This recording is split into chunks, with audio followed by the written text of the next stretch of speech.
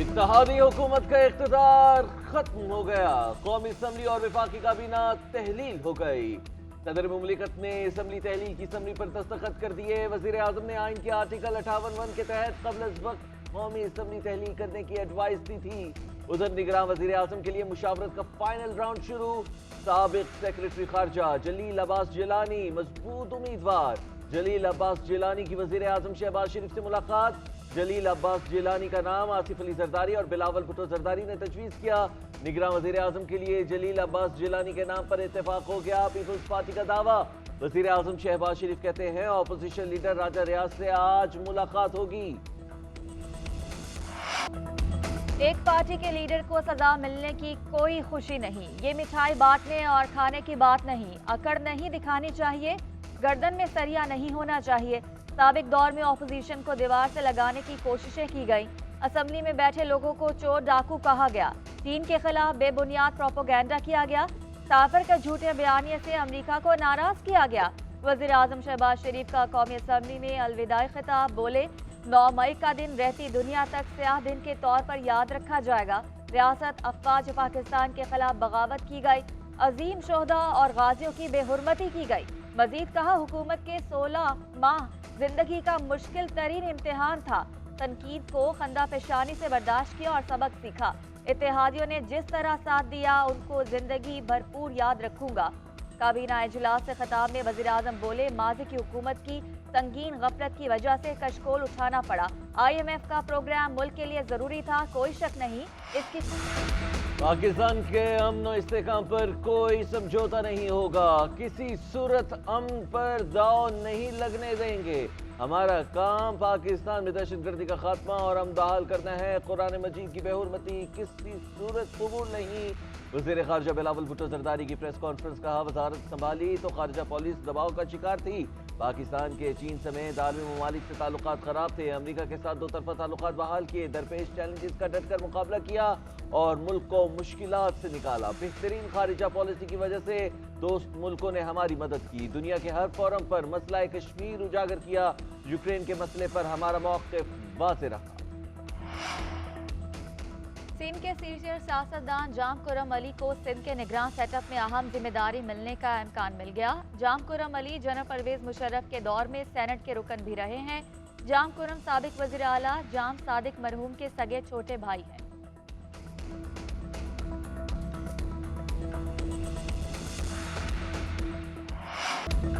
9 मई के वाक़े ने तारीख को दागदार किया। ऐसे शख्स का चेहरा सामने आया जो अपने मफाद के लिए कुछ भी कर सकता है।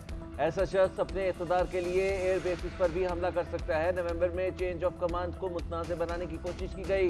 वज़ीर दिफा ख्वाजा आसिफ का कौमी असम्बली में इज़हार ख्याल। बोले एक शख्स ने अपने वकला को कहा कि मुझे जेल से निकालो। अभी उस शख्स को जेल में 2 दिन हुए।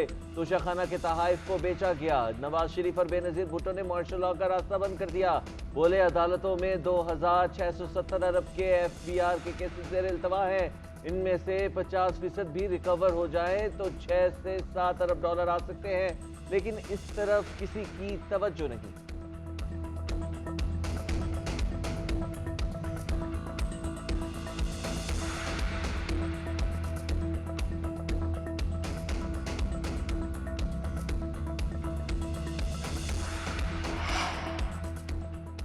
इस्लामाबाद हाई कोर्ट का चेयरमैन PTI को जेल कवानीन के मुताबिक सहूलतें देने का हुक्म। चेयरमैन PTI की अटक से अडियाला जेल मुंतकिली की दरख्वास्त पर वफाक और पंजाब हुकूमत को नोटिस।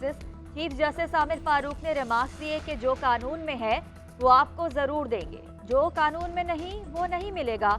PTI के वकील ने नईम पंचोता की FIA पेशी का मामला उठा दिया। कहा ख्वाजा हारिस को भी बुलाया गया। वकला को भी अदालती हुक्म के बावजूद जेल में मुलाकात की इजाजत नहीं दी गई। इस्लामाबाद हाई कोर्ट का चेयरमैन PTI की सजा मुअत्तली की दरख्वास्त पर फरीकैन को notice. Chief justice Islamabad high court justice Aamir Farooq का सजा मुअत्तली की दरख्वास्त अगले हफ्ते समाअत के लिए मुकर्रर करने का इंदिया। ख्वाजा हारिस ने दलाल दिए कि हमें नजरअंदाज करके फैसला सुनाया गया, हमें हक के दिफा के कानूनी हक से महरूम रखा गया। चेयरमैन तहरीक इंसाफ के लिए अटक जेल में एयर कूलर, चारपाई, छत वाले पंखे की सहूलत, बेड, मेट्रेस और तकिया, टेबल, 2 कुर्सियां भी मुहैया। तर्जुमान महकमा जेल खाना जात के मुताबिक जेल मैनुअल के मुताबिक डॉक्टर्स की निगरानी में चेयरमैन पीटीआई को खुराक मुहैया की जा रही है। सिक्योरिटी वजूहात की बिना पर चेयरमैन पीटीआई को अलहदा पोर्शन में रखा गया। जेल और बैरक की सफाई सुथराई का मुकम्मल इंतजाम किया गया।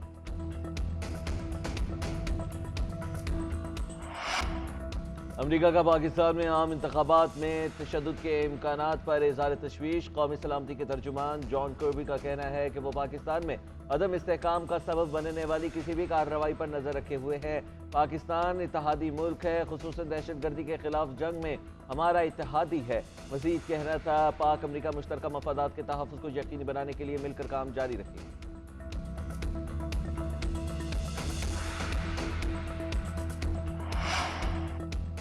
मुल्की पार्लिमानी तारीख में तेज तरीन कानून साजी का रिकॉर्ड कायम। 4 रोज में 50 से ज्यादा बिल्स मंजूर। कौमी असम्बली ने बिल्स की मंजूरी दी। 54 बिल्स में से 35 निजी यूनिवर्सिटियों के कयाम से मुतालिक बिल्स मंजूर हुए। ऑफिशियल सीक्रेट एक्ट पैमरा 54 तरमीमी बिल समेत दीगर अहम बिल्स कोरम के बगैर और ज़िमनी एजेंडे पर लाकर मंजूर कराए गए। कौमी असम्बली में आखिरी रोज ज़िमनी एजेंडा पेश करके 12 बिल्स मंजूर करवाए गए।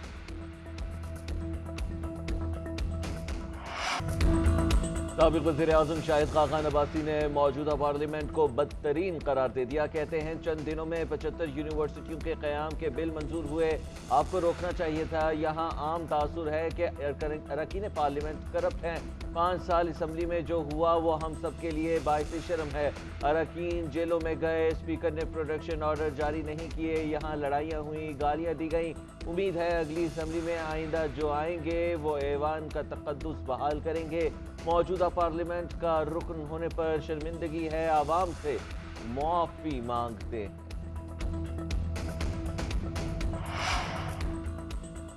कौमी असम्बली के बाद सेनेट में पैमरा तरमीमी ऑर्डिनेंस बिल 2023 कसरत राय से मंजूर। मरियम औरंगजेब कहती हैं कि पैमरा का काला कानून खत्म कर दिया।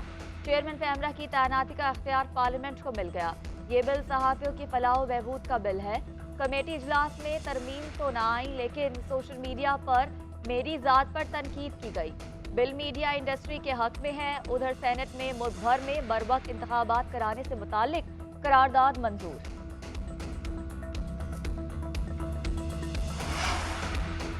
साजिश से बनने वाली हुकूमत झूठ पर इख्तिताम पजीर हो गई। कौम जालिमों का कड़ा मुहासबा करने को तैयार है। तहरीक इंसाफ के तर्जुमान का कहना है कि हुक्मरानों ने 16 माह सुप्रीम कोर्ट की हुक्म उदूली की।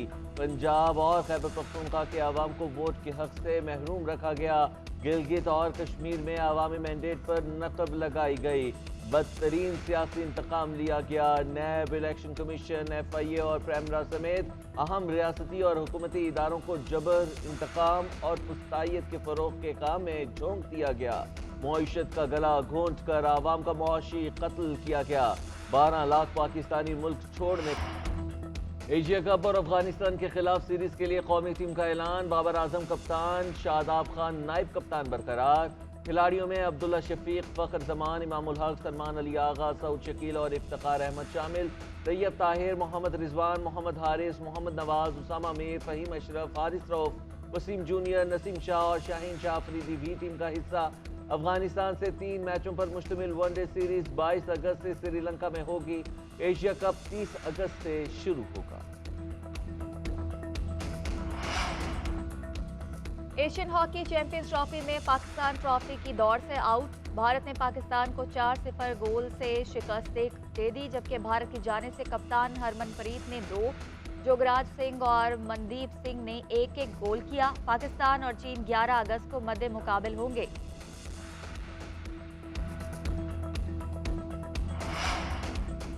जश्न आज़ादी मनाने के लिए तैयारियों में तेजी। बाजारों में स्टॉल सज गए। झंडों, झंडियों, बैजेस और शर्ट्स की खरीदारी बढ़ गई। बच्चे और बड़े सभी पुरजोश। सऊदी अरब में भी पाकिस्तानी जश्न आज़ादी मनाने के लिए बेताब। स्टॉल्स सज गए। पाकिस्तानी परचम, टी शर्ट्स, बैजेस, घड़ियाँ और सजावटी अशिया रखी गई। पाकिस्तानियों का कहना है कि 14 अगस्त को हमारा वतन आज़ाद हुआ। अपनी आज़ादी भरपूर अंदाज से मनाएंगे।